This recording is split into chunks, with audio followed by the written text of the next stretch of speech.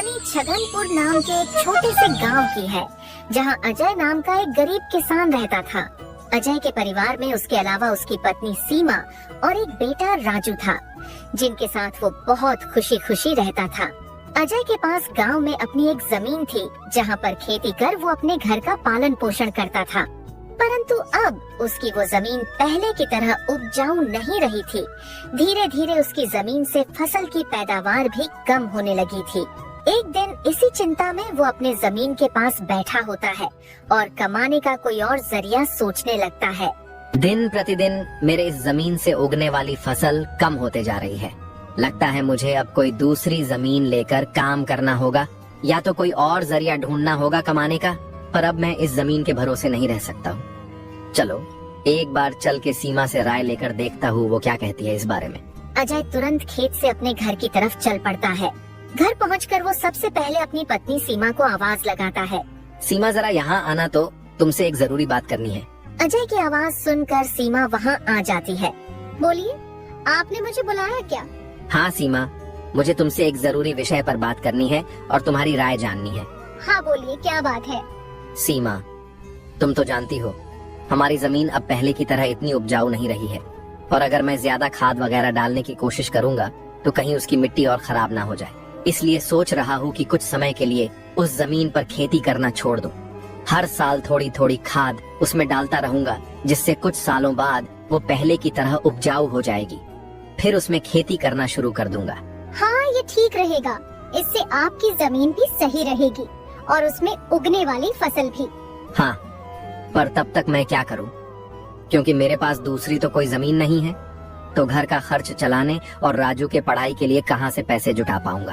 आप एक काम क्यों नहीं करते, एक बार जाकर गांव के जमींदार काका से मिल लीजिए। वो तो बहुत अच्छे और नेक दिल है, वो आपकी जरूर कोई मदद करेंगे।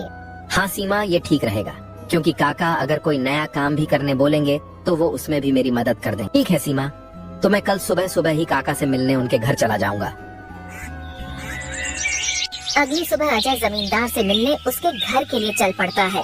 जमींदार के घर के बाहर पहुंचकर वो जमींदार को आवाज लगाता है। क्या आप घर पर हो? अजय की आवाज सुनकर जमींदार बाहर आता है। अरे आओ अजय बेटा, बोलो क्या हुआ, कुछ काम था क्या? हाँ काका, आपकी एक मदद चाहिए थी।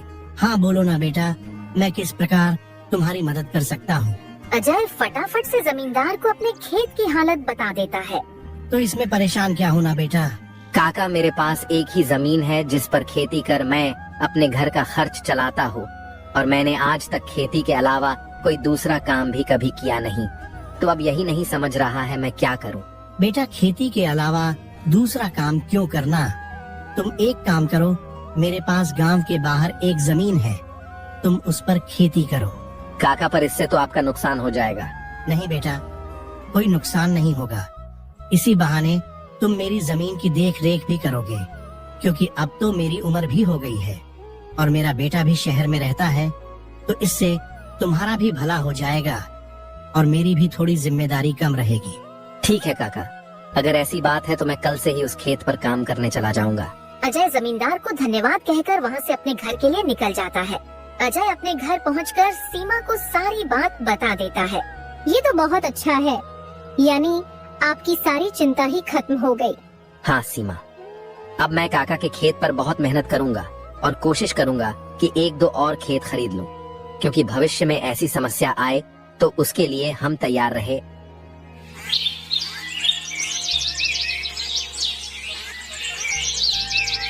अगली सुबह अजय जमींदार के खेत पर काम करने निकलने वाला होता है तो सोचता है, काका की जमीन गांव के बाहर है, तो शायद शाम को आते आते देर हो जाए, इसलिए सीमा को बोलकर जाता हूँ। सीमा, जरा यहाँ आना तो। अजय को बुलाता सुन सीमा वहाँ आती है। बोले, आपने बुलाया मुझे? हाँ सीमा, सुनो, काका का खेत गांव के बाहर है, तो मुझे शाम को घर लौटने में थोड़ी देर भी हो सकती है। तो अगर मुझे देर हो जाए तो तुम और राजू खाना खाकर सो जाना। ठीक है, पर अपना ध्यान रखना। और हाँ, 1 मिनट रुकना, मैं आपके खाने का डिब्बा लेकर आती हूँ, वो लेकर ही जाना। फिर क्या था, अजय अपना खाने का डिब्बा लेकर गांव के बाहर वाली जमीन पर काम करने चल पड़ता है। चलते चलते कुछ समय बाद वो गांव के बाहर वाली जमीन पर पहुंच जाता है। चलो अब पहुंच गया हूँ तो फटाफट से खेत पर काम करना शुरू कर देता हूँ। अजय अपनी कुदाल उठाकर खेत पर काम करना शुरू कर देता है। अजय को अभी काम करते कुछ समय हुआ ही था कि तभी पीछे से एक सांप आकर उसे काट लेता है। सांप के काटने के कुछ समय में ही अजय चक्कर खाकर वहीं गिर जाता है। यहाँ अजय सांप के काटने से बेहोश हो चुका था, पर गांव के बाहर होने के कारण उसकी खबर अब तक उसके घर वालों को नहीं चलती है। सुबह की अब रात हो जाती है और सीमा अजय का इंतजार कर रही होती है। माँ को इतने परेशान देख राजू पूछता है, क्या हुआ माँ? पिताजी अब तक क्यों नहीं आए? बेटा तुम्हारे पिताजी आज काम करने जमींदार काका के गांव के बाहर वाली जमीन पर गए हैं और उन्होंने मुझे बोला भी था कि उन्हें आते आते देर हो जाएगी, पर अब कुछ ज्यादा ही समय हो गया है। माँ, आप क्यों फिक्र कर रही हो? पिताजी ने जब बोला था कि उन्हें आने में देर होगी तो कुछ सोच समझकर कहा होगा। एक काम कीजिए, आप जाकर सो जाइए। राजू की बात सुनकर सीमा अपने कमरे में सोने के लिए चली जाती है। अगली सुबह भी जब सीमा देखती है कि अजय अब तक घर नहीं आया है, तो परेशान होकर वो सीधा जमींदार से मिलने उसके घर की ओर चली जाती है। सीमा जमींदार के घर पहुंचकर उनसे अजय के बारे में पूछने लगती है। नमस्ते जमींदार काका। नमस्ते बेटी, बताओ कैसे आना हुआ? काका, अजय कल आपके गांव के बाहर वाले खेत में काम करने गए थे, पर अब तक घर नहीं आए हैं। क्या कहा बेटी? अजय कल गया था और अब तक घर नहीं आया? हाँ काका, उन्होंने मुझे कहा था कि खेत गांव के बाहर है तो आते आते रात हो जाएगी, पर अब तो रात की सुबह हो गई, पर वो अब तक नहीं आए हैं। चिंता मत करो बेटी, मुझे थोड़ा समय दो, मैं अभी किसी को भेजकर पता लगाता हूँ कि अजय कहाँ है। जमींदार तुरंत अपने घर में काम करने वाले घनश्याम को अजय को देखने अपने खेत पर भेजता है। कुछ समय के बाद घनश्याम जमींदार के खेत पर पहुंच जाता है और वहां का दृश्य देखकर वो परेशान हो जाता है। ये क्या अजय का तो पूरा शरीर नीला पड़ चुका है। मुझे लगता है इसे किसी सांप ने काटा है। मुझे तुरंत जमींदार जी को ये बात बतानी पड़ेगी। घनश्याम वहां से भागते भागते जमींदार के घर के लिए निकल जाता है। घनश्याम जैसे ही जमींदार के घर पहुंचता है, उसके कुछ कहने से पहले ही जमींदार उससे पूछने लगता है। क्या हुआ घनश्याम बेटा, तुम इतना दौड़ते हुए क्यों आए और क्या तुम्हें अजय मिला? घनश्याम जमींदार को सारी बात बता देता है जो उसने खेत में देखी थी। घनश्याम जब जमींदार को सारी बात बता रहा होता है, तभी वहाँ पास में खड़ी सीमा भी सारी बात सुन लेती है और रोने लगती है। घनश्याम, तुम सबसे पहले वैद्य जी को लेकर वहाँ पहुँचो, मैं सीमा बेटी को लेकर वहाँ आता हूँ। घनश्याम को वैद्य जी के पास भेजने के बाद जमींदार सीमा को समझाने लगता है। सीमा बेटी, पहले तो तुम रोना बंद करो और जल्दी से मेरे साथ चलो, क्योंकि तुम्हारे रोने से अजय ठीक नहीं होगा। फिर क्या था, जमींदार सीमा को लेकर अजय को देखने उसके खेत की तरफ निकल जाता है और घनश्याम वैद्य जी को लेने दूसरी तरफ निकल जाता है। जमींदार और सीमा जब वहाँ पहुँचे तो उन्होंने देखा अजय बेहोश हालात में खेत में गिरा था और उसका पूरा शरीर नीला पड़ चुका था। सीमा अजय के पास बैठकर रोने लगती है। तभी वहाँ वैद्य जी आ जाते हैं।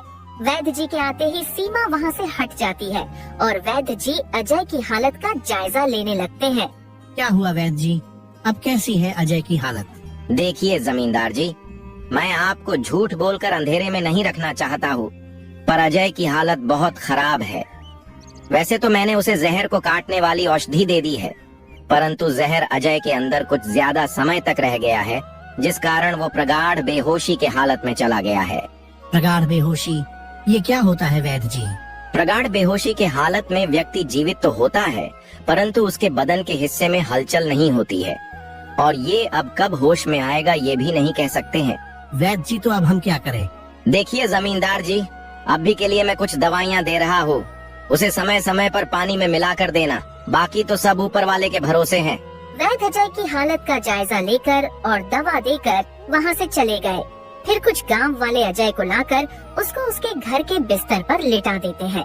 देखो सीमा बेटी, तुम बिल्कुल चिंता मत करना, तुम अजय की अच्छे से देखभाल करो, देखना वो बहुत जल्द ठीक हो जाएगा।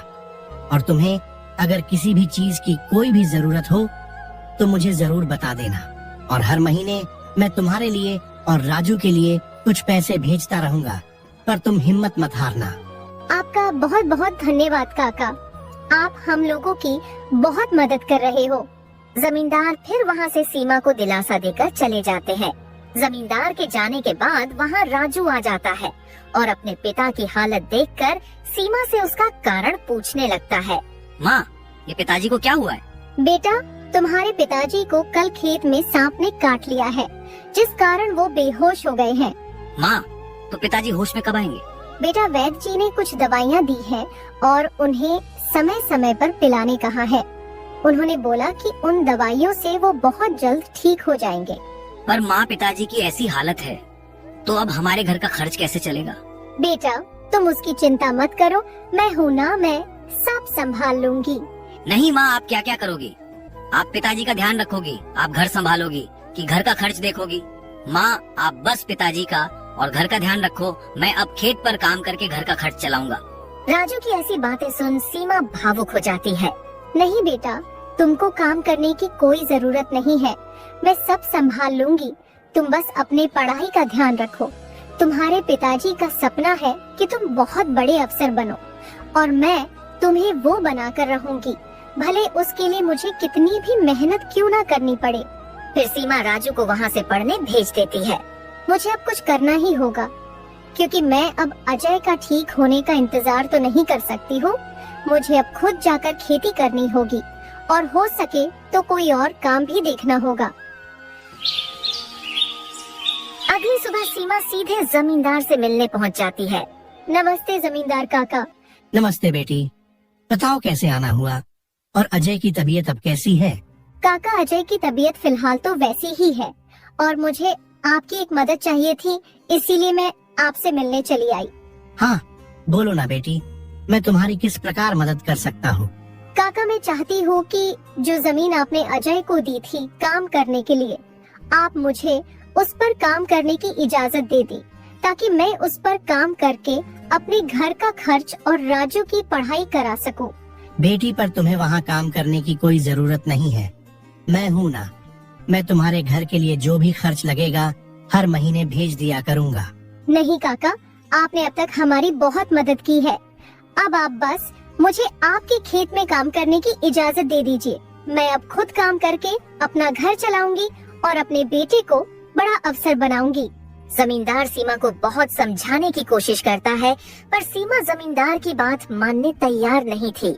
आखिर में सीमा की बातें सुनने के बाद जमींदार सोचने लगता है। मुझे लगता है सीमा मेरी बात नहीं मानेगी, पर अगर वो काम करने इतने दूर जाएगी तो वो अजय का ध्यान नहीं रख पाएगी। एक काम करता हूँ, मैं सीमा को मेरी गांव के अंदर वाली जमीन पर काम करने के लिए कह देता हूँ, ताकि वो खेतों पर काम भी कर सके और अपने घर का ध्यान भी रख सके।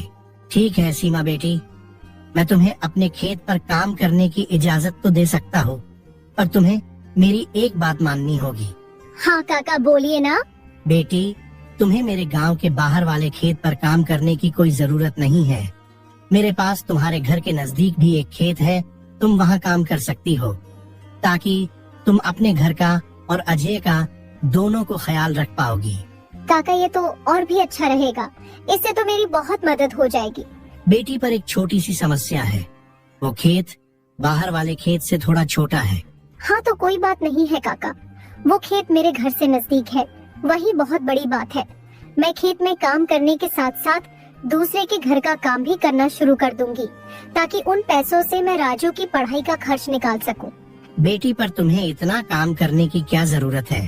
काका, मुझे काम करना ही होगा। अजय का सपना था कि राजू पढ़ लिख कर बड़ा आदमी बने। अगर मैं मेहनत नहीं करूंगी तो उसका सपना अधूरा रह जाएगा। राजू की पढ़ाई के लिए और घर चलाने के लिए मुझे हर हाल में ये जिम्मेदारी उठानी पड़ेगी। जमींदार सीमा के संकल्प और साहस से भावुक हो जाते हैं।